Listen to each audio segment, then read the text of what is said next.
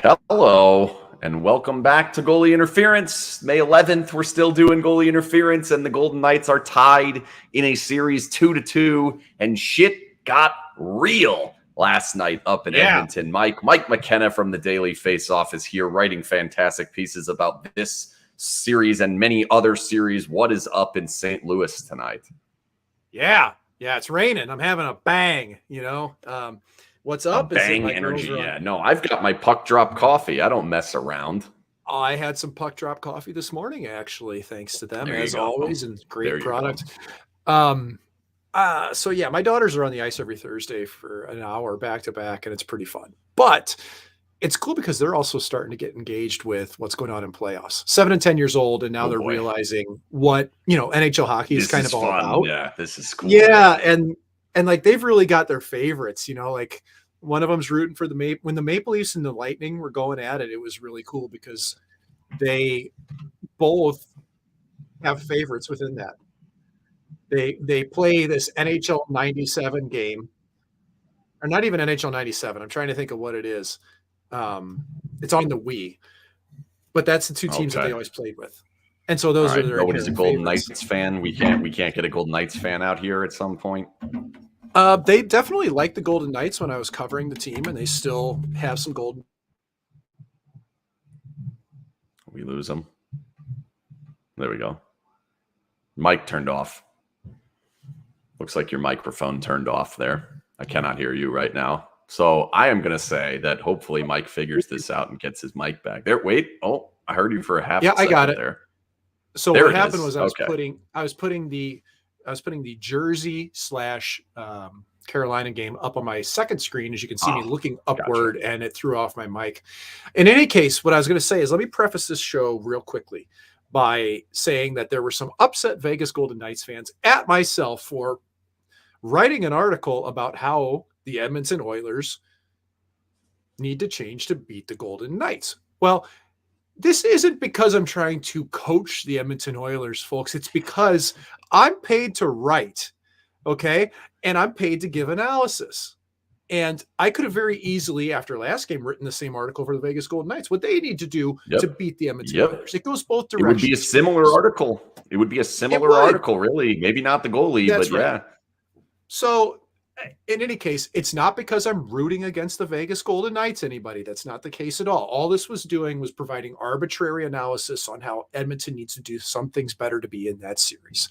So with that out of the way, thank you. And it was a good piece. And if you read it with the understanding, like I did, okay, what do the Golden Knights have to do to make sure none of this happens? The only one they couldn't control was don't let Skinner play, and that one didn't work out anyway. But like hemming them in the defensive zone, getting their forecheck pressure going, making sure the depth can't really get going, all of these things. But in the end, we end up with another lopsided game. It's the third one in a row.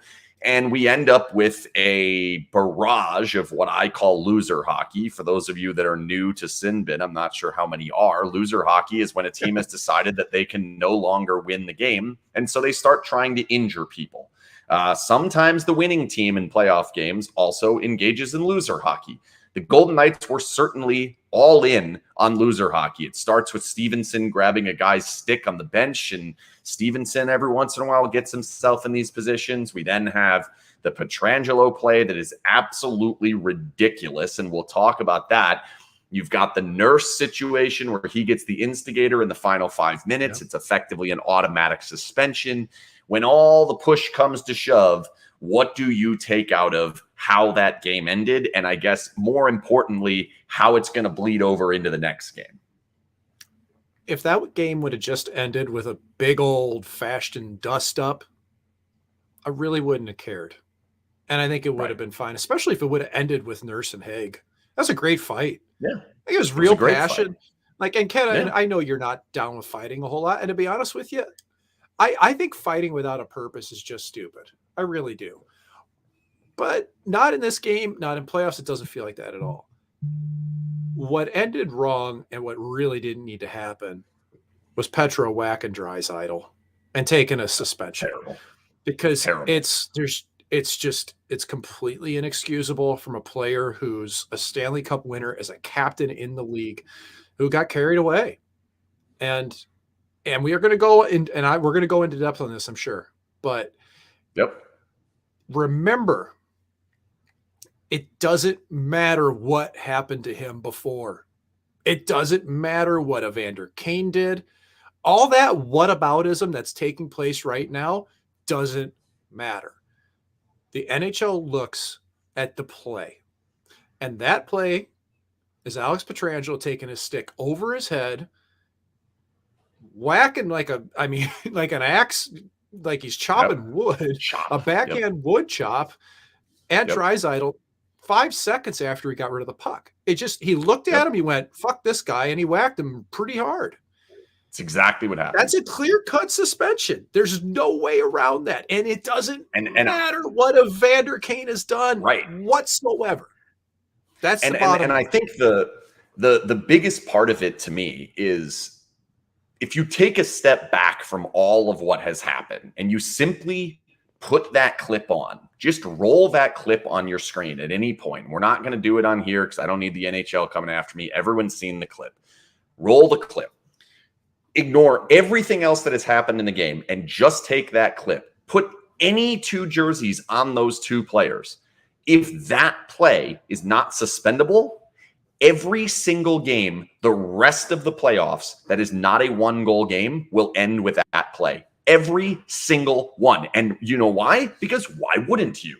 If that's a 5-minute major with 1 minute and 30 seconds left and your team's down by 3, then hit him across the wrist and try to break the guy's wrist. It absolutely 100% has to be a penalty. Now, if you want to go into the whataboutism, which I think is the clear path that the Golden Knights want to go down, there's only one play to talk about.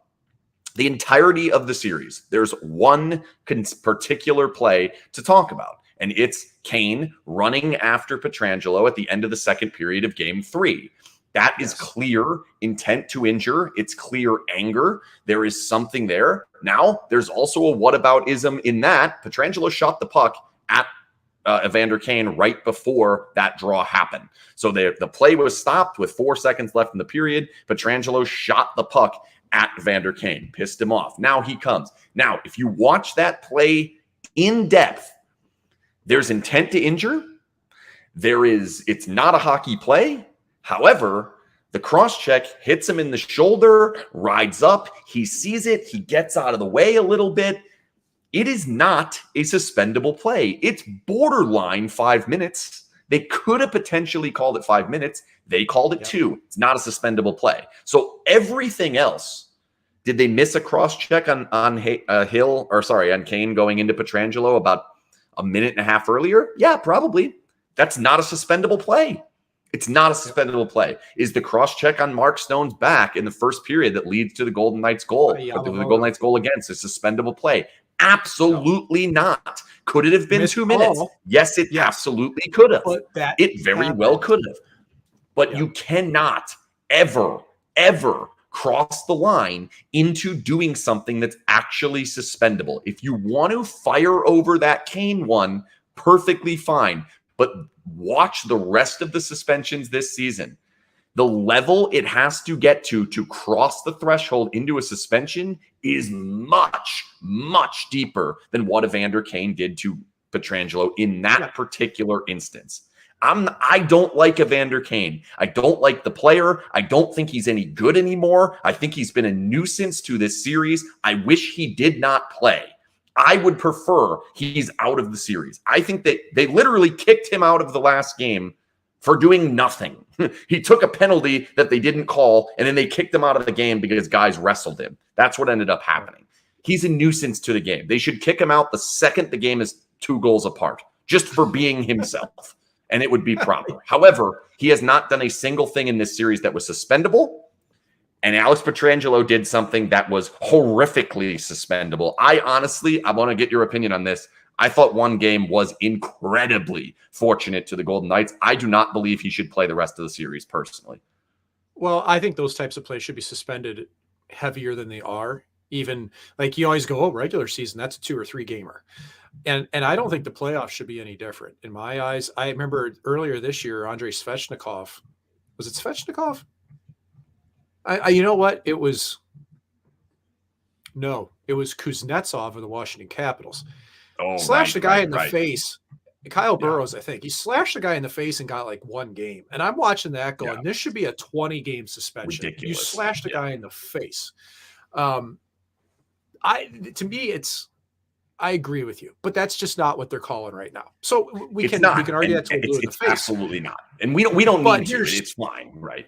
That's right. But here's the greater point of this is that, first off, I'll go back to game 3 because you addressed it. Kane was running at Petrangelo to finish a check, and that doesn't excuse him putting his stick up in his face. It doesn't excuse his hands being in his face. Clock. But it's dirty, it's time, it's all those things. But like you say, I don't think that was a suspendable play by that definition. It wasn't. It's not even a suspendable hit in the regular season. It wasn't. This one, everybody in hockey, my friends and all the rest of us, we all went, oh yeah, he's going to get dinged for that one. We all said it immediately. Gotta go. And it's a precedent to set, like you say, you can't allow anything like that. Like, and the league is, in my eyes, I think the league's been pretty consistent about stick penalties. Now the hits, I don't agree with hits. I think there has been a problem with hits. Okay. And listen, I'm the last guy that gives the Department of Player Safety trouble because I think it's an impossible, thankless job for them. You can't get it right. No, you can't. I mean, I look at the hit Eberle put on Cogliano, and he hit him from behind. He broke his neck. Like, gotta go. He's got to. It blows me away. I don't get that. But they've been very consistent on stick fouls like this and slashes. And the bottom line, man, is that Petro just took himself out of a 3-game series now. Like this game coming up, man. This is it. Huge. This is the series coming up because Game 5 probably wins the series. Neither the Edmonton Oilers or the Vegas Golden Knights has put together 2 quality games in a row yet. And it's become a refrain now. You're hearing even the players say, because it's too obvious. Like, it's been which team sucks worse, and really which team pushes the pace more. Because I think saying which team sucks worse is probably a little bit of a misnomer, because to me, it's unfair. I think Edmonton deserved a lot of credit in games 2 and 4, whereas I also think Vegas deserved a ton of credit in games 1 and 3. Vegas was the better team through 3 games, by a long shot. They were. No question. But now you're going to go out there without your number 1 defenseman in Petrangelo, maybe your best player throughout the course of the entire season, because of no other way to say it, just a dumb play. Yep. And that's tough to swallow. Now, you don't know if they're going to rally the troops, blah, blah, blah, but they also have Shea Theodore, who's not playing at his greatest level. And now you're going to be relying on him even heavier. This isn't like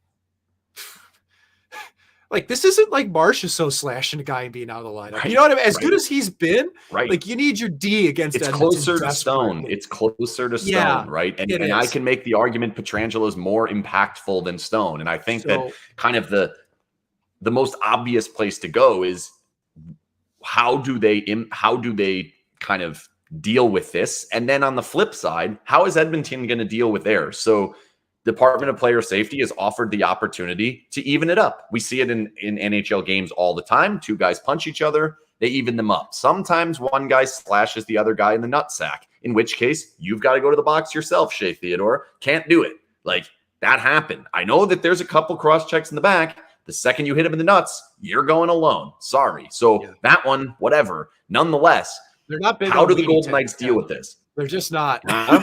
No, don't touch him. Don't do that. Do not do that. Like, that's so obvious. Like, whatever. Move on from that. Like, clearly Ben Hutton's going in. We know that. I don't think there's any argument that Braden Pahal would go in here. Granted, he's right-handed. They could potentially go that route. No, I think Ben Hutton's going in. I think White Cloud's going up.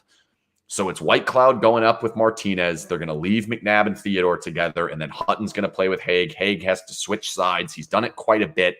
So you've actually got kind of 3 moving pieces. You've got White Cloud up. We'll talk about how he can handle that. Haig over, Hutton in. Like, where's the impact there for you before we get to the other side and what it looks like without Nurse? Well, first off, you're just not splitting up Theodore from McNabb because I'm not sure who else is going to be able to keep Theodore be a safety valve. I'm just not sure. I mean, we've seen Martinez and Theodore play together okay, but I don't think Martinez is still – it's not the same Martinez of 2 years ago, and he's played good hockey. It's just not been quite at that same level. So I like knowing Cassie, I don't think he's going to really decrease minutes from the D here. In my eyes, across the board, I think he's going to continue to play it because he truly believes, and he should and I will continue to give Bruce Cassidy credit throughout this entire year. I think he's done a really good job. It's been terrific, and I think he was a great choice for this club. But he has been very aware that his team's strength is in 4 lines, 60, 35 goaltenders. I think that the D at this point, White Cloud, he's moved up in the mix before and been fine, but you're going to miss the offensive burst from Petrangelo. You're going to miss that stretch pass. You're going to miss that quick thinking play in the D zone. That's because it's the quick up. It's the quick up. Yep. It is. And it's the quick up to the wall. It's the quick up out of the zone. And in that article that I wrote 2 days ago, it really defined it, how Edmonton gets themselves into deep shit when they get 2 players caught in the offensive zone low. When they make a bad read, when the puck's not in the right place. And after game 4, Nick Bjugstad, their center, had a really telling quote after. Like, sometimes you read the recaps after, or you listen to the player interviews and you're just like, blah, blah, blah, whatever. Yeah. But Bjugstad was spot on when he said this, that when Edmonton puts the puck in the right place, they make life really hard on the forecheck. And it's dead true, because if they just lazily dump the puck in and Vegas goes back and retrieves it, that's when Edmonton gets in trouble, because they've been trying to bully Vegas the whole series. And then when they go running for a hit or they miss whatever, it's a 4-on-3 or a 5-on-3 the other direction. Or 3-on-2 sometimes, yeah. That's right. So when Vegas isn't as good in the neutral zone about controlling those forwards coming through and angling them off and not allowing Edmonton's forwards to put the puck where they want to on the forecheck, that can be a negative for them as well. But that's also where, even when Edmonton's good, Petro gets him out of trouble because he makes decisions very quickly when he gets the puck. And Whitecloud's just, I love Zach Whitecloud, but he's not the same. He absolutely, but he's not quite the same speed of decision maker as Petrangelo. It's just how it is, right? So let me clarify that a little bit, because I think I'm on the exact same page with you. However, I think people are going to look at it and say, can I just go back real quick? I want to go back. I promise this is quick, and we're going to right back to you. I just looked in the chat a little bit ago, and Christopher Boyd, our buddy, had it in there. That was Petro saying, if you do shit to our stars, Stone's back, I'm going to do shit to yours. The slash on Draisaitl. Christopher, I think you're spot on with that. But I think Petro got absolutely carried away with it. It was early in our chat. Overboard. I think that was I think you're exactly right, Chris. But I think he went way too far. So carry on. I had to get that because it was a really great quote from Christopher in there. Go ahead. So I think people are going to look at White Cloud and say, well, wait a minute. When he gets going downhill in the offensive zone, he's got a great shot. He can score. Obviously, we had the whole controversy a couple days ago because he scored. He's the only defenseman to score in the playoffs for the Golden Knights to this point. In the offensive zone, at 5-on-5, White Cloud's very good. Like, much better than I think we ever would have expected him to be. He knows when to get down into the play. He knows when he's able to take an opportunity to shoot it. He very rarely, Haig does this a lot, very rarely will he take a shot that the Golden Knights don't get back. Whether it gets all, and I would count getting all the way to the goal as getting back. You get a shot at goal, it's always been a strength of his, Ken. You're spot on. It's consistent, and that's where offensively, I don't think they're going to lose all that much in the offensive zone. And that's where I don't think that the impact is going to come if the Golden Knights play the right way, where they miss him, where the biggest difference is. And this is not a knock on White Cloud's game in the absolute least. The fact of the matter is Alex Petrangelo is one of the best in the league at doing it. He is very, very, very strong on his stick when he's going back to get pucks. And he's incredible at making plays both ways and up the middle in traffic, with guys on his back, with strength all over him. Like, he is fantastic at making that first pass that not only sucks in the first wave of pressure, but it relieves the second one on the next guy. White Cloud's not as good at that, which brings me to the biggest point of the series. The main reason we're in this point at this series 2-2 is it comes down to offensive zone time. The Golden Knights have to have consistent offensive zone time.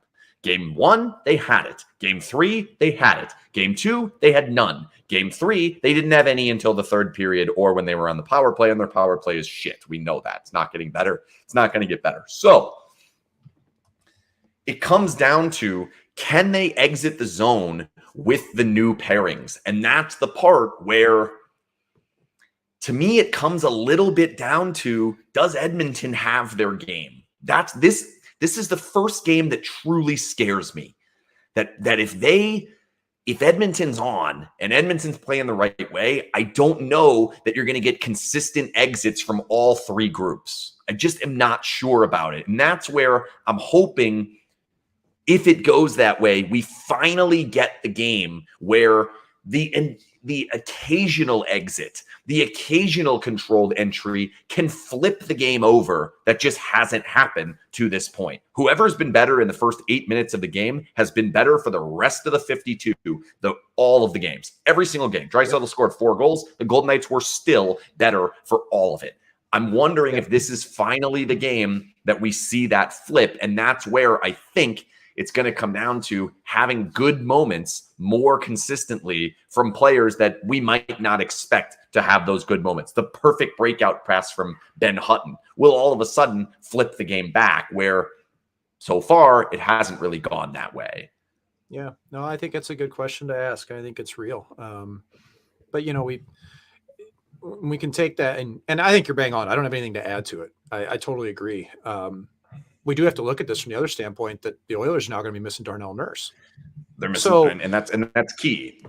And he's their number one defenseman, man. He's rangy. He takes up space. I'm not sure I agree with that. I'm not sure I agree with that. Listen, whether you think he's good, bad, and different, he's their number one D. Minutes played, first guy over the boards in all 3 situations, except for the. I think he's of their top 4. I think he's the third most impactful of their D. I think Ekholm and Bouchard are more impactful, both offensively and defensively. Penalty kills. You're not going to get that same assessment on Bouchard. You won't get that same assessment on Bouchard defensively from many people. So I'll disagree with you on it, but regardless, Nurse eats minutes. He plays top 4. Now they're going to bring in Philip Broberg.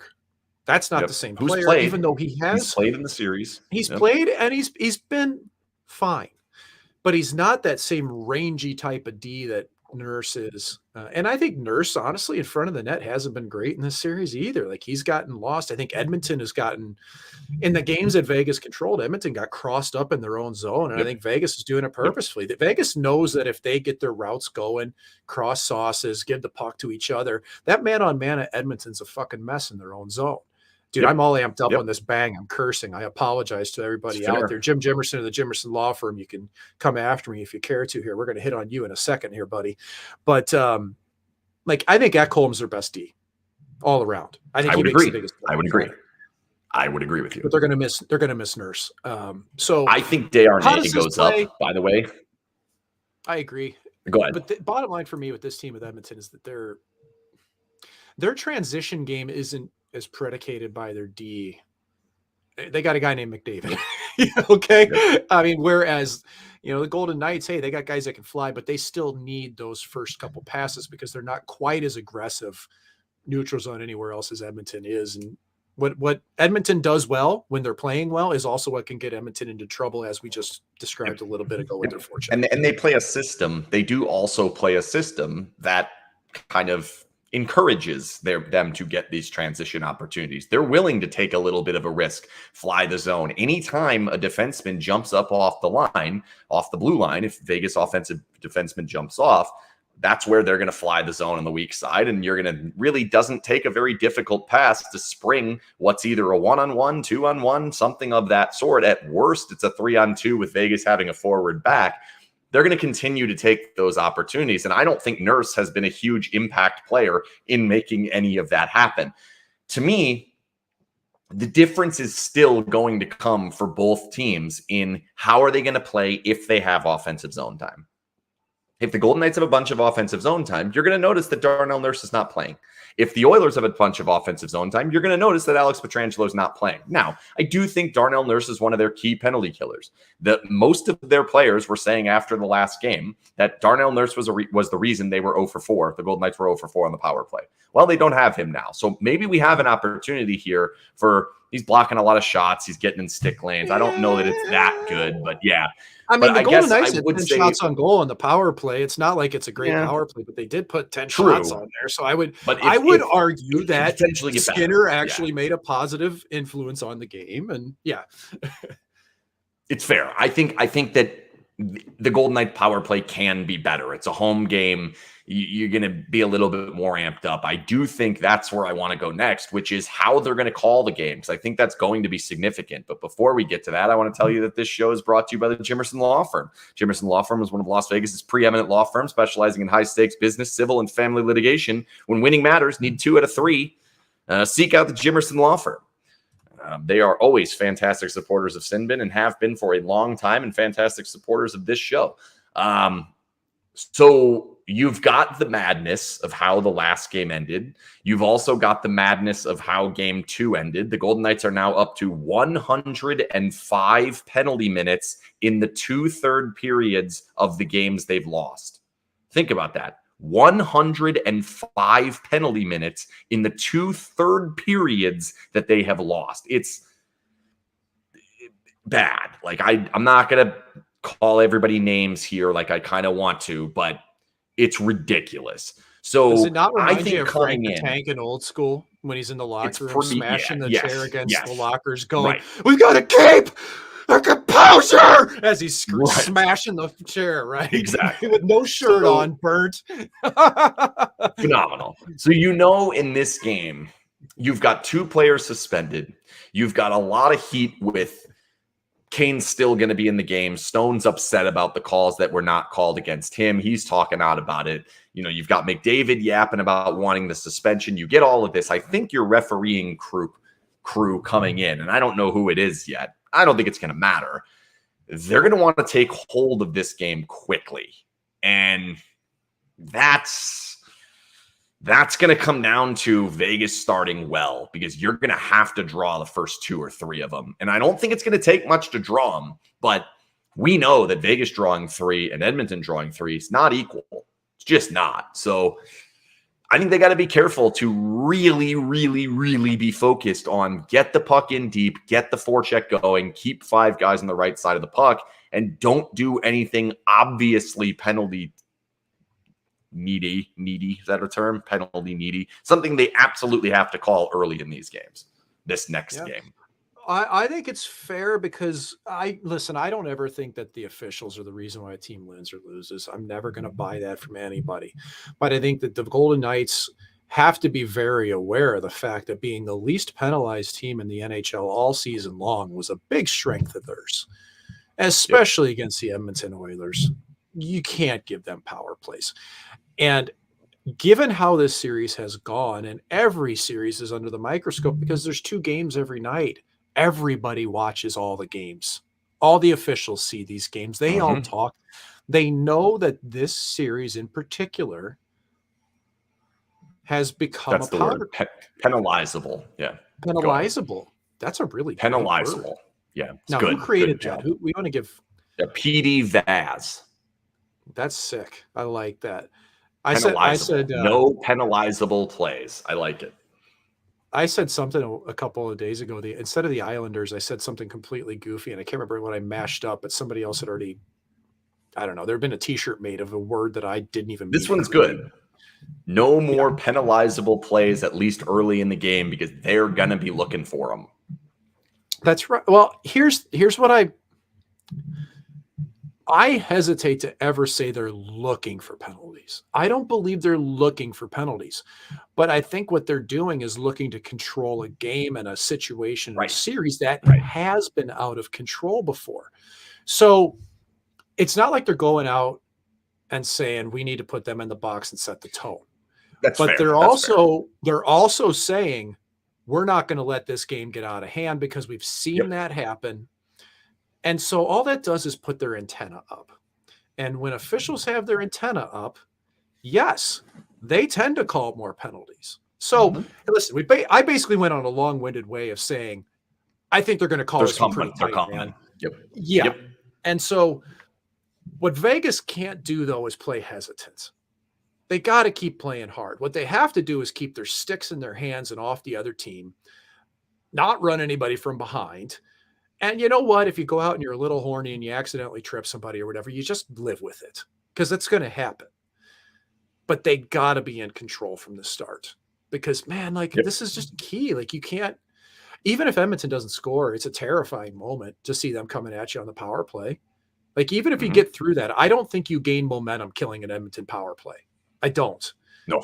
You know, it's not like that. Like there's some teams that you go on the kill and it's like Carolina. Carolina goes on the kill, they kill one of those and it's like, here we go. We're in business. We're rolling now. Yeah. Because their kills at like 93%, dude. Like, and they just knocked off the Devils, which was actually tonight a really good game, which I did expect the Devils to be better. Thank God. Carolina was a better team. So yeah, I think that this is going to be a tightly called game. I think basically you want to distill it down. The refs don't want to deal with the bullshit. And really, I think that that's what Bruce Cassidy has to be preaching and will be preaching is stay focused and play our game here, guys, because Edmonton bullied them last game. Straight up to me. They ran them every chance. Every moment to hit the D, they could do it. They were in Vegas's face. And then Vegas tried to respond by doing similar. And like, I like Chandler Stevenson playing aggressive, but I also see it happen. And I'm kind of like, you haven't done that like all year, man. You know? So why are we kind of going in a different direction here? So, well, that's just not how they play. Like, okay, fine, Carrier, Kolazar, Wah. All right, fine, get in there on the forecheck, hit some guys. If somebody's coming through the neutral zone and they decide to try and squeak by McNabb along the board, hip check him into the next universe. Okay, that stuff's all perfectly fine. But the key to this series, and it was the key coming in, it has not changed through 4 games, is there's only one puck, right? Pretty sure that's the rule. I think there's only one. At least the 4 games I've watched, there's only been one out there. That puck can only be on one side of the ice at a time. When it's on the proper side of the ice for the Golden Knights, they dominate this series. They have enough offensive talent. They get enough from their defensemen. They're structured well enough through the neutral zone that even all of this speed, there's not a ton to worry about. There's a tiny little wrinkle that got introduced in game 3 that nearly caught the Golden Knights when they were actually on their game, which is this guy flying, their wingers flying the zone. They hit 4 2-on-1s. It ended up partially being the reason why Laurent Brossoit got hurt. That's the one part where the Golden Knights have to be a little bit more careful with how their blue liners activate. Now, without Petrangelo, gets even more difficult. I thought they were a little passive in the last game. However, I didn't think Vegas had enough forecheck in the last game. So it's awfully difficult to get on the defenseman when there's not all that many opportunities to go get it. So my question to you, and I asked this question to Bruce Cassidy, and I still think it's the conundrum of the series, is when you say get back to your best game, I think it's pretty easy to say at this point, it's not possible for both of them to play their best game. Not physically possible. So what has to go right for you to grab that by the horns before the other team does? What is that one piece that's like, this must happen, and then the rest of the game is going to go in our favor? Well, it doesn't seem to be scoring first all the time, but it has. Nope. Vegas hasn't done it in the series. Yeah, but they've managed to come back when they need to. I mean, to me, I think I do think Vegas's resiliency, especially in the first game, right? Edmonton scores, they bounce back immediately. Same in game 3. That's a key component. You know, I feel like Vegas can be on their game even if they allow that first goal when they just shelf it and go out and play and knock one in themselves, or at least play like they should. I'm not sure from the start, because Stone's even addressed it, saying like, this is a problem for us. We haven't been able to start really the way we want to. And that was a hallmark at the start of the year. We know that. By the way, I do worry about, like, Stone looks like he's in a ton of discomfort, man. Like, and they're clobbered him. That Yamamoto cross check from behind. Woof.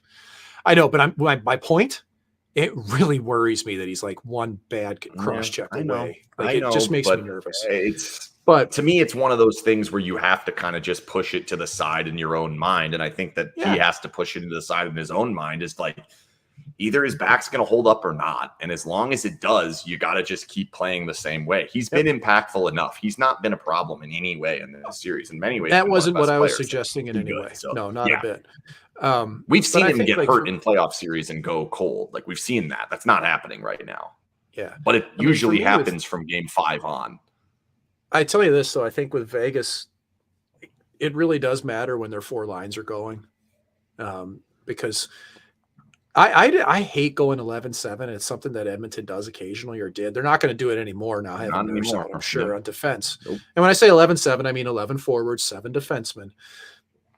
I thought that was a disadvantage for Edmonton, because how do you match up against Vegas rolling out 4 lines when you really have 3 or 3.5? If you look at the minutes, if you look at Edmonton's minutes among their forwards in game 4, they play like 14 they were very even. Lines. Yeah. But they were very even amongst their forwards, especially at 5 on 5. Okay, aside from 2 players, yeah. So I think for me, that's, if Vegas can really. And it sounds so cliche to establish their forecheck, but it is. You've got to get Edmonton on their heels and get it going forward. Problem is, how do you just sustain that in the zone, right? Keep crossing, keep making things difficult, try to get to the inside, which it just didn't happen enough in game 4. And Skinner's a real factor, man. Like, they can get on Skinner. There's no doubt in my mind Skinner's beatable. And if so, go ahead. Yeah. I mean, he's not, like, to me, I thought he was really good in the regular season. He probably deserves the Calder Trophy as Rookie of the Year, honestly, for becoming a number 1 goaltender, but he also got it by default almost there. Right. I have not loved his game in the Stanley Cup playoffs at all. I haven't. Like, I think he's looked sluggish, and he's thought he was bad last game. No, I didn't think he was bad last game. I mean, I thought game 3 was gross. So, and yeah, Golden Knights didn't get a high danger chance until the 3rd period. So that's partially helpful. But here's one where I will throw out something that I think they can do differently to start the games faster. That willingness to get to the center of the ice, to get to the house area in front of the goal, I don't think it has to be there early in the game. I don't think that should be the plan. I think the plan should just be, let's get it in there, let's get it low to high, and then let's cycle it back down and make them work so that the next line has to come out and do the exact same thing. And even if we're not getting much of these opportunities, let them hand you the opportunities, especially with Darnell Nurse out. Now they may hand you even more opportunities. I think the focus needs to just simply be, let's get it in, let's make a couple passes, and then let's really make them have to change when they come out. It's not about scoring. All I want is that when this puck comes out, they're changing, so then I can get right back in. Now we do that again and again and again, and at some point, it's going to open up. Then you can start attacking. I think that's been something where the focus has been so much towards get to the goal, get to the dangerous area, hit that cross-ice pass. They're not good defensively. That is true. But when their skating legs are there early in games, when they haven't been worn down a little bit, they're a little bit faster onto pucks. They're a little bit cleaner on their exits, and they're a little bit more willing to kind of take these quick risks of a pass over a guy's stick or something of that sort, chip along the boards. I think if you're really come in with a super simple attitude, I think that can really start getting the game in your favor. I think that will lead to the first couple of penalties will go in Vegas's favor. And it brings me to this one. Would you change any of the forward lines or any of the players heading into next game? I'm cool with who they have. It's just execution for me. I am pretty set in who I think is working for this. I'm not going to bring Kessel back in the lineup. I'm not going to draw in Dorofeyev. I feel pretty good about it. I don't know if you feel any different, but the only person I think might be able to help them a bit might be Bluger, because he's a little faster and he could make them a little bit more diversified up front, but I'm not sure who I would like to take out to put him in. Right. I would actually lean more towards Kessel over Bluger, just because of how I want to play and how I want to get this done. I think Kessel's a little bit better at understanding the space in the offensive zone of when he can turn back, when he has to go in a little bit deeper. He's not great along the walls. Kessel's game's not perfect, but I do think there's a little bit more to, like, I need some offensive zone time and I want more possession, that I think he would be better. That being said, I'd have to take someone out. Yeah, and I'd have to take someone out to do it. Carrier probably would be the one that jumps to the forefront for me. Just hasn't been quite the same impactful player since he's come back. You don't see the scoring chances as much. You're certainly not seeing the hits that are coming in the same way. Really, what we have not seen at all. Can you think of a single time where he does the thing where he steams into the zone, holding the guy off with his hand and kind of keeping the puck on his backhand? Right, the little chicken wing thing. I don't think I've seen it in the 5 games now that he's played. I can't think of a single time where he does the whole loop around and, like, all of these things. That really hasn't happened. So he would be the one that goes out. But to me, taking him out and putting Phil Kessel in, now Howden or Amadio's got to come down. You're going to have to move Kessel back up. There's a lot of shifting that's going to go on that I don't think is probably worth it at this moment. However, I do think that, just as we were worried and wondering about at the beginning of the series of what happens when they put McDavid and Draisaitl together, what happens when they rip McDavid and Draisaitl apart. When they put them together, the Golden Knights have been able to handle it with their 3 depth lines. And actually, you can make an argument that their 4th line's actually been all right against them as well. They've been able to stand up to it. Now, for me, utilize that to understand, okay, neither of them are out here. Let's go. Eichel, Stone, Stevenson, misfits, whatever. Load it up. Go for it. At some point, take 2 of those lines, jam them together, and make something happen, and get them out there with Theodore in the offensive zone. I think there's an opportunity with the home game to finally kind of unleash that top-heavy lineup to try and steal a goal here or there and flip the game back around in your favor if it's not going that way. I think that's the one little tweak that I would make, and I do believe we will see it tomorrow. Do you think that they will start the game with it? No. And I wouldn't either. I would agree. Imagine that was my main question with one or the other. Yeah. My guess would be they're going to go with one or the other, Draisaitl or McDavid. And then my guess would be it would be Ekholm and Bouchard. That would be my guess of what they're going to do. I'd probably just come back with Stone. I don't need the 4th line thing. I don't think it's been working. They've gone away from it a little bit on the road. So maybe you do bring that back, but it does scare me a little bit that the last time we had a 4th line against Draisaitl and co, they came out and got a great opportunity right off the beginning of the game. I don't need to see that again. So I would probably just say, let's play some of my best players. Pick one of my better lines. I'd probably actually go Whitecloud and Martinez, though. I would not put Theodore in that situation right off the hop because, as we're going to bring Jason in a minute, Shea's been bad. Like, there's no way around it. Shea has been bad. Shea was bad last game. Shea has been bad so far in this postseason. It's not been what you want. We'll say that. I mean, remember how good Theodore was just a couple of years ago, especially against Vancouver, when they almost got Demko'd, they finally got past him. That whole playoff series. He was the best player. He was the best player. Yeah. So good, dynamic, and I don't know. He just looks frustrated to me more than anything. And I think that part of that's just the pressure Edmonton puts on him real quickly. They haven't given him the space to really skate with the puck and make his decisions. But regarding the lines, I just don't see him taking Carrier out. He's such a big part of that team. Yeah. I was surprised to see. I mean, the Golden Knights took a penalty in the first 30 seconds last game, which surprised me. And to start with that, drew a penalty in the first 30 seconds. Yeah, right. So, if you're going to start that same way, I'm kind of over starting that 4th line. Like, I don't think Carrier Kolesar is the right type of matchup to have against that. I would much rather see Smith, Carlson, Amadio, guys that can skate. Stone, Stevenson, Howden. It's those middle 2. You don't start Eichel, Marchessault, Barbashev for me. No, you go Stevenson or Carlson's line. Toss them out. Let's roll them after that. Let's bring Jason up because he wrote today about Theodore. And before I get him up there, I'm just going to read the quote because I don't know that enough people heard it. It was a Granger question at the end of the press conference. He basically said, like, "Hey, Shea Theodore stinks," is effectively what the question was. He didn't say it like that, but that's effectively what it was. This is what Bruce Cassidy had to say. Theo has to have an attack mindset. He's a dynamic player that when he has the puck on his stick, he's got to try and impact the game without being reckless. It's this time of year you see it with different players. Some of them embrace the moment more than others, and maybe others get nervous and think too much. We've talked to him about that. He needs to be better than he was tonight, especially against a team that decided they were going to forecheck. He's a puck mover, so he can really counter some of that. He has to be that guy for us. Like, that jumped off the page to me when he said it, and it clearly did to you because you screamed at me like, I'm writing about that now. Why?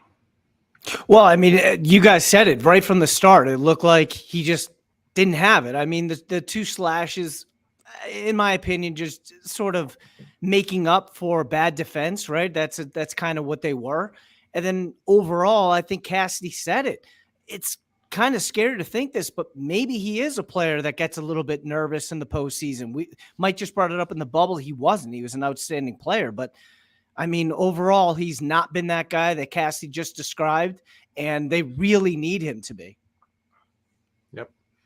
No, I had that same takeaway when I went back and watched this morning.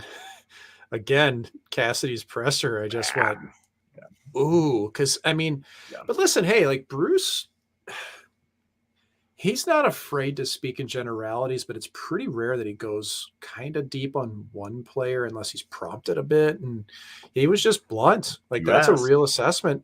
You know what I didn't like though? He also called out Hill after the last game. So yeah, I think we were just kind of waiting for a save and we never got one. It's not fair to Hill. He hasn't really played a lot. It's like, okay, dude, it's fine. Just beat him up a little bit. He's only trying to keep you guys going here, but anyway. One of the things that I find interesting about the whole Theodore thing is when you go back to that bubble year where he was one of the best players, the system's built for Shea Theodore back in the day. They wanted the defenseman to carry the puck out. They wanted a quick pass, and then you're the third man up, and you become he was the Miro Heiskanen of the team at that point. He was a huge part of what they were trying to do. And even when they did get extended zone time, the puck was on his stick a lot with an expectation to make something happen, dance someone at the line, fire one through, get these opportunities. Playing in this system, he's basically been told, look, I just want the puck out of our zone quickly and get it up to the guys that are supposed to do the job. He's not being asked to do some of the same things. And it seems to me like it's getting to his confidence. He does not look like the same player at all to me. I'm not sure this system is really right for him. I agree. Yeah, but didn't Cassidy just basically say this series is the team that we're playing is a team that Theodore should have impact on defending? I mean, his whole, he's forechecking. He should be able to stop that, should be able to get the puck quickly out and attack. Here's the thing, too. He wouldn't be saying is that what he's best at, though? No. No, but here's the thing. Cassidy would not, I want to say this, Cassidy wouldn't be saying that if Theodore was even like a little bit injured or hurt or nursing something either. No. He wouldn't. No. So this is clearly this is peak Theodore. He's healthy, he's playing, this is it.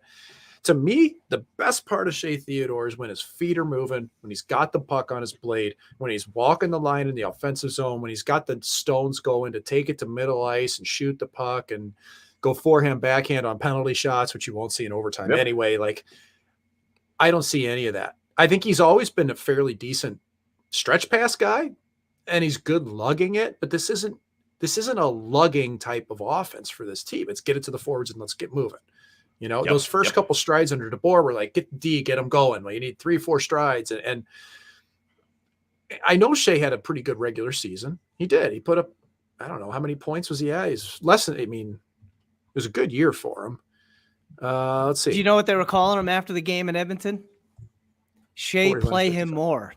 Shea play. Ooh. Yeah. Which is tough, man. Like, which is what's going to happen. I don't know if it's just a 41 points because I don't think it's points just this year in 55 games. I don't think it's a confidence thing. His confidence clearly isn't there. But against Edmonton and in this system, I just feel like it's not a series you're going to see him make that big difference in. I think that, the strengths of his game to me are not, as much as we want to call him a puck mover, and he is a puck mover in regards to helping you exit, he has to have the space to make it happen. And in this series, especially when Edmonton's been halfway decent, which has only been 2 games to this point out of the 4, his space disappears quickly. Either the puck's on him and he's got somebody on top of him, or when he is trying to get into some space, he doesn't have a lot of room to carry the puck up and make something happen. That's what happened on the first goal. I don't know. He just doesn't look quite himself. And that brings me to another guy they need a ton more of. And this was my question before game 3. I said, you haven't been getting much offensively out of Marchessault and Smith to Cassidy. And he stopped me and he said, no, we haven't gotten anything out of Marchessault and Smith. We have no goals out of Marchessault and Smith. He then went on, I wrote the story about it, it's on the site, to say, Marchessault's close. Marchessault's getting opportunities. Marchessault's doing the things that are going to eventually lead to scoring. Shocker, he scored 2 in game 3. Smith, however, was not. What does he have to do to return to being the player that he's supposed to be? And really, defensively, too, I don't think he's having the impact that he used to. I mean, what do you think the reasoning is? Offensively, he doesn't seem like a threat whatsoever. I mean, when he's in the zone, I don't think Edmonton's sitting there going, let's target him. Let's make sure that he doesn't get the puck or he's a little bit free and has space to pass it. He didn't really look great all year either in that sense. I mean, he had a good year, but offensively, well, I don't know what his totals were, but, you could always mark him down for, 22 to 25 goals a year or whatever. He just doesn't look like that. 26 goals, 30 points, 26 goals, 30 assists, 56 points in 78 games. I mean, he could do it. Good. I mean, he's streaky as can be, though. He is. Like mega streaky, man. And I don't know how you account for that. I have a hard time trying to define that, because that line, and him especially, you'll see just be crushing for 5-6 games. And then it's like Bobrovsky in Florida. That dude will play 6-7 lights out games in a row and then just fall off a cliff for 4 or 5. And I can't explain that. And this, like, putting the misfits back together is kind of one idea that I think can potentially help. My concern with that is, I have issues with Barbashev defensively. I've been saying it since they traded for him. I like what he does offensively. I like how he goes to the goal. I think his forechecking is crucial in this series. I am in no way telling anyone to take Ivan Barbashev out of the lineup. Absolutely not. However, in the defensive zone, it's been bad. It's not been good in this series. Along the walls, his awareness of when his defenseman is activating, the Ryan Nugent-Hopkins goal, he just activates right behind him. Like, you're right there, man. Your stick's not on the ice. You're facing the wrong way. Like, that one was a nightmare. There was an earlier one that Eichel blocked the shot, and then he just decided to fill in as the center while Eichel was getting up, and that left a wide open opportunity for, I believe it was Ekholm. It might have been CC, but like, he just does not seem to quite have the awareness that I feel like literally every other forward on the team has in their own zone. And that, to me, is leading to, you're seeing it. Last game, that game fell apart because every single time Marchessault, Eichel, and Barbashev stepped on the ice, they got pumped. Every time. Yeah. They were 0-8 in shot attempts after the first 2 periods. 0-8. You're getting pumped the entire time you're out there. That's got to change. That's where you can make the decision. Maybe we do decide to go to misfits and the other line. But now we're left with Howden, Amadio, Kessel, or Howden, Amadio, Barbashev. Like, what are we getting out of that? Yeah. Or you could put Amadio up with Eichel and Barbashev.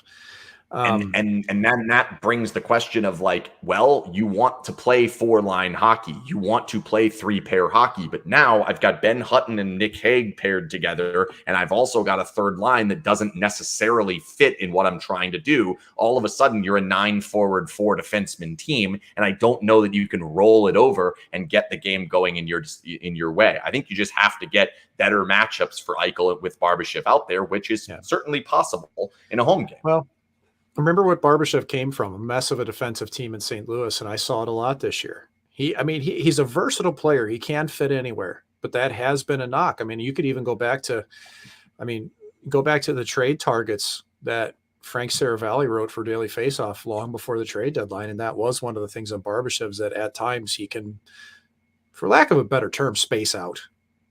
Mm-hmm. So, go watch the Ryan Nugent-Hopkins goal. If anyone doesn't believe you, go watch that goal and just watch 49 on that play. I just want to see him go out and clobber somebody like I've seen occasionally, though. Like, I don't think there's been enough of that from him, man. He put Sam Girard into the next century last year. Broke his sternum. I was in the building when Barbashev hit Girard in playoffs, Blues against Colorado.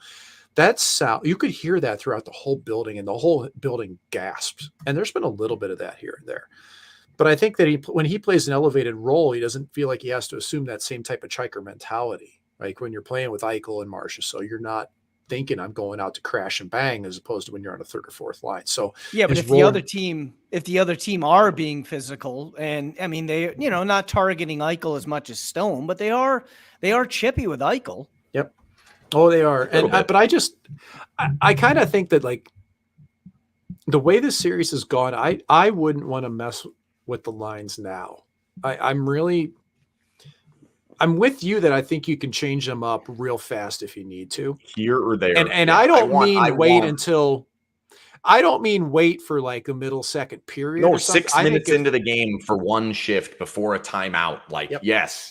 I think if Cassidy's not thinking this is working, you stick Stevenson, Eichel, Stone together for a shift, or you put the misfits. See, my argument is, even if it is working, even if we are getting what we want, there are going to be moments in the game where they ice the puck and they don't have McDavid or Draisaitl out there, or they ice the puck and they do have McDavid out there defensively, where that's the moment where I think that you might want to take that risk and say, all right, let's make sure we capitalize right now. And that's something that we just haven't seen to this point, because really these games have not been in the balance. Since game one, a game has not been in the balance. So you don't have to chase the matchups, because even when you're not, it's 3-0 before you look up. Which brings me to the next point that I want to ask Jason, which is, we constantly talk about this over the course of the season. We're constantly talking about top 6 scoring versus depth scoring.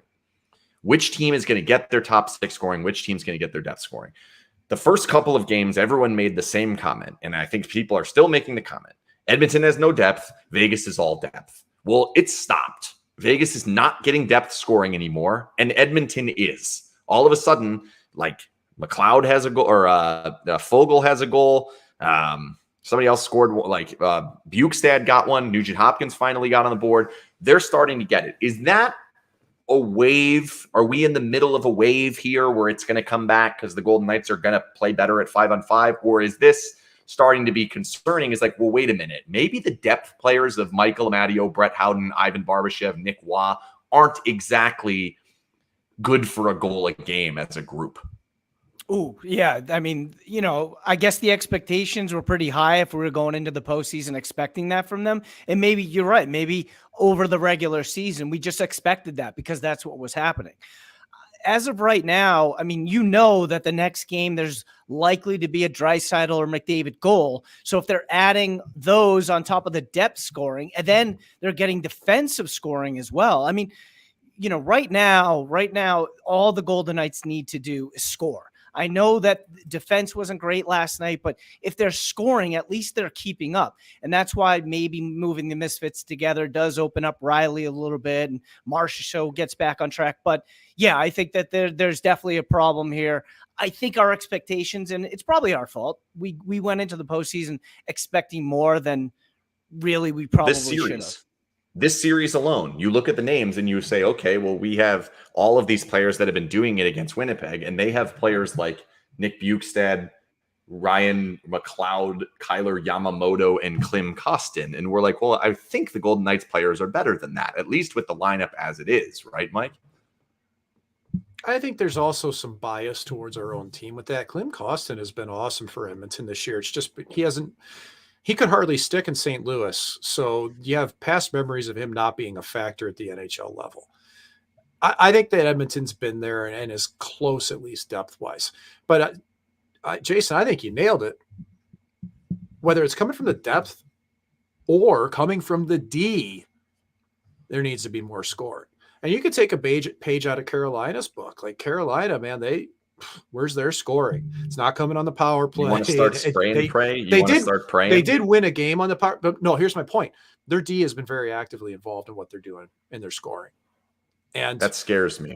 That scares me in this series. But all I'm saying is that the Golden Knights have one D with more than 1 point in this series, and it's Whitecloud. And you're not going to have Petrangelo. So what needs to happen is Ben Hutton needs to go out there and chuck in a goal like he does every time he comes back in the lineup. Forehand, backhand. Here comes Hutton right through middle of the ice. It's going to happen. You can put a Billy on it. Place your bets at the book in Vegas, at Circa, wherever you choose to go. They need more from their D, not just the depth. The D have to Ben Hutton has 6 goals in 89 games as a Golden Knight. I'm not so sure that every time he goes back in the lineup, he throws a goal in. Shut up. You might be a little overboard on that he one. Did a couple. Yeah, he happened at least twice this year. He has. Please, come on. He has. It has happened. It has happened. I just think we're going a little bit overboard on no worries. Petrangelo's going out. We've got Ben Hutton. I love Ben Hutton. Ben Hutton's the man, but Are we letting Alec Martinez? Are we letting Martinez off the hook here? I mean, I know. No, I think he's been all right. Going into a series, I don't expect much from him offensively, but it doesn't feel like he's had much. You know, he hasn't. I can't remember a chance. I can't remember a shot on goal for him. How many does he normally have? That shot that Whitecloud got sometimes is what Martinez does, and he hasn't got any of those chances at all this series. He's got 11 shots on goal in the series. Oh, wow. He's got a decent He has number. 11 shots on goal in this series? Yeah. What? To me, though, I don't think Martinez is going to be a guy that's going to feature under Cassidy's system offensively. I just don't. I mean, I think that ship is kind of sailed there. Yeah. I didn't make it up. But where are they coming from? I can pull that up on Instat here in a second and give you an outlook of where he has 1 point in those 11. Obviously, 0% shooting percentage. He hasn't scored. So this is, I think, the billion-dollar question with all the shenanigans from the last game is Nurse is out, Petrangelo's out. Which team got a better chance? Which team won that exchange? Edmonton. Yep. I mean, keep in mind, Darnell Nurse will hit the box at some point per game. So that means that, in a way, he's playing less than he normally would anyways. So in having him off the ice, listen, I think he's a fine player. I don't think he's the quality of Petrangelo. He clearly not defensively. Yeah, he can make things happen offensively as well, and he's a big body, big presence. But, yeah, I think Edmonton wins big time here. Yeah. Not the game. I'm not going to say – I won't say big time, but it's definitely – in their favor. I'll say it's closer especially considering to a wash because personally, I don't think it matters because it's either the Golden Knights are going to get out of their zone and make it happen offensively, and Whitecloud's going to step in and do the job just fine, or they're going to be hemmed in the entire game. And I'm not sure we're going to get a good game in the series. As ridiculous as that sounds, I don't know that we will. I really don't. By the way, Dallas 3-2 right now. If you aren't sure of this, this is a ridiculous stat. This is game 5 for Dallas, right? So this is their 11th playoff game.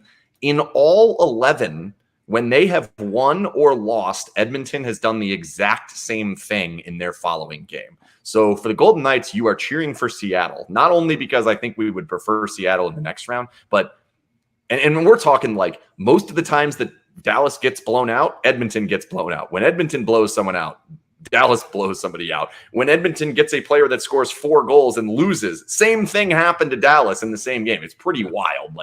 It's literally been all 10. So we'll go from there. All right, let's make the picks. We're not going to have another show before the series is over. So we're going to do who's going to win 2 out of 3. I don't care which 2 games they do. Whatever. We're here right now. It's 2-2. Both teams have 2 good games. Both teams have 2 shit games. Who's winning this series? You want me to go first, Mike? Yeah, I do. Okay, so going into tomorrow, I think whoever wins tomorrow's game wins the series. And unfortunately, I think Edmonton sneaks one tomorrow. They get tomorrow's game. And I hate saying this, but it's going to be tough to go into game 6 in Edmonton and win that game and send it back to Vegas. So Edmonton wins in 6. Yep. I feel the same way. I think that Edmonton finally plays 2 games in a row decent. I think I'm desperately hoping that for tomorrow to be a close game for once. And I think it will. Sadly, I do think a lot of this is going to hinge on Adin Hill, who we haven't talked goaltending at all. We probably should, shouldn't we? The name of the show. I know. Well, honestly, I don't really think it's been a big factor either way. Like, you played goalie, if I'm not mistaken. A tad, well, not very well, but I mean, yeah. I thought Hill was phenomenal in the relief effort. I thought he was awesome. And then last night, I thought he was fine, man. I wouldn't beat him up for those goals. I mean, Ekholm at distance, clean, okay. But of all those goals, there's maybe one that you're thinking, all right, man, maybe we could have gotten that Bruce Cassidy save that you needed, but it wouldn't have changed much momentum of that game. I do think, though, that if they're going to get out of game 5, they're going to need a big performance from Hill. I think that. And if they don't get a big performance, if they don't get it, sayonara here, folks. Unfortunately. Can they get it? 6, so. Good question, there, Brandon, by the way, on the side. What was the question? Where are we hiding? Really define goal. I'm pretty good at goalie interference now. I can tell you, if I see something, I can tell you whether it's goalie interference or not at this point. Who challenged recently and lost? Vegas? Grubauer. Vegas challenged. Grubauer did not have enough time to reset. Yeah. That was such a stupid challenge. Like Grubauer contacts a guy, puts his hand into him in the first place. And some people were saying that he embellished it. He didn't. He got knocked off balance and then he got set for the next shot. Time to reset. Yeah. It's just ridiculous. Anyway, Can Hill have a good game? Liked. He can, but I wouldn't say I would not bank on him stealing a game against Edmonton. I wouldn't bank on that. I think that's. Do you need? I really like the way he finished the year, though, man. Like I really am. I have this in the back of my head the way he was for the first 2/3 or half of the season. That even though his numbers were great, he was on his ass every other shot and he was all over the place. And man, he really did clean that up in that last stretch before he got hurt, and then. He looked really good in those relief efforts. So I just don't think that he's like a pure shutout 1 goal against guy against the Oilers. Because you know what? Yeah. Not many goalies are. That's right. So that's a lot to ask. All right. I think that we're going to get a lot more offensive zone time from the Golden Knights. I think they're going to be able to take advantage of the matchups a little bit better in the home game because I think that the Oilers have figured out that they might be a little bit better getting more out of Hyman, getting more out of Nugent Hopkins, more out of Bukestad by taking McDavid and Draisaitl off of the same line. So I think with that, Vegas is going to have a little bit better of the matchups. I do think it's challenging without Petrangelo because of that. So I do think it's possible we do see a little bit more of a back and forth game in this particular one, but Golden Knights aren't going 5 games in a row where they don't score first. So I think they're up 1-0. I'm fairly confident they're going to score first because I don't believe it. Like the stat is, it's like 6 of 8 or 8 of 10 or something. Like how many playoff games have they played now? 9. I think it's 7 of 9. They have not scored the first goal. That's not been the history of the Golden Knights this season. Yeah, there were stretches at different times. I don't think that's going to happen once again. So I like their chances of going ahead. And then from there, I think that's going to allow them to kind of settle in and play that forecheck game and create a little bit more of the turnovers. And I think they're going to get a nice, decent lead. And maybe the game flips back and becomes a game. But I don't think you're going to need all that much of the goalie. I don't think you're going to sit there and say that, we're hugely missing Petrangelo. I think we'll walk out of the game saying, they missed Nurse way more. I think Golden Knights are going to get a power play goal as well. They're on an 0 for 11 streak, if I'm not mistaken. I think they're going to win this game. They've bounced back. They've been the better team every time they've lost. I think they're going to win this game with or without Petrangelo. The one I was scared of, I thought Petrangelo should have got all 3. I said that earlier. I thought it was very possible he got 2. It was the second one I was concerned about. If they had gotten 2, I don't think they're winning either. Like, it's possible you lose one of those for sure. You might lose them both. Like, now I like their chances, but you just won. He goes out. I'm probably not going to go with Craig's Hutton 2 points here. I think that would be. Well, I'm telling you, scoring twice. Happen, but he's going to pop 2 Gs. You watch it. I think they're going to win the game. I think they score first, and I think they get it done, and then I think they lose in Game 6 and they win in Game 7. And honestly, I don't think a single game is going to be a 1-goal game. I think that just the style of play, both teams can't be good at the same time. Both teams are having a hard time turning the tide, and I don't think it's going to happen as often as what we thought coming into this series. So I like the chances. I think it's going to be good. Do we have any story times before we get out of here? Oh, and by the way, Ken, I hope you're right. I truly do. I hope so too. Can I pat myself on the back real quick? Last week we predicted games. Predicted scores, and I said the Golden Knights would have 1 goal, and everybody in the comments were, heckling me a little bit. They did it twice. Sorry to pop your ears. They have done it twice. They did twice. Yeah, that did hurt. Well, there's some baffling. We're okay. We're okay. So did I ever tell you about the time when I got called up from St. John's, or not from St. John's, but from the Portland Pirates to the Arizona Coyotes? And we were in St. John's. Sure. I don't remember this one. That was a good one. So we're playing in St. John's, which is when you're coming from Portland, Maine, you have to go from Portland, Maine, 2-hour bus ride to Boston.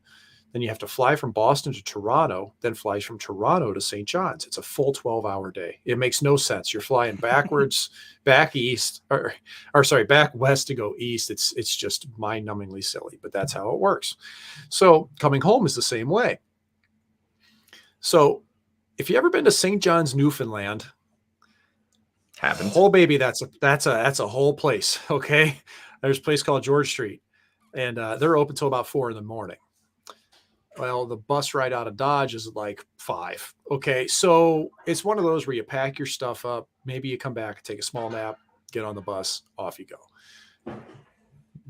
Long story short, the whole team's just pie-eyed because you've just played a weekend in St. John's. You're not going to play again until probably till Friday the next week, maybe Wednesday at the earliest, and it's Sunday and you're flying back.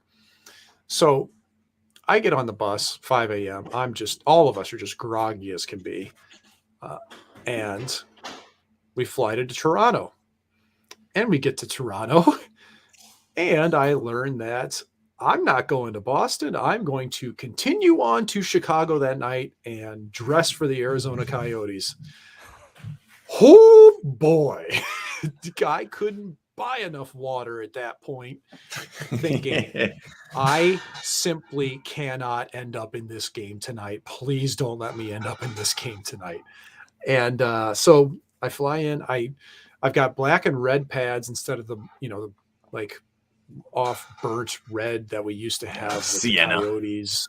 And I had 2 sets, because when you have affiliates that are privately owned, you get all these different colors, kaleidoscope stuff. So I looked like an idiot in warmups in the United Center in Chicago in the first place. And thankfully, I just went out and ate 6 pucks and got off because Mike Smith was going to play no matter what. And then you sit in the locker room on a Swiss ball, just watching the game. You're not even on the bench.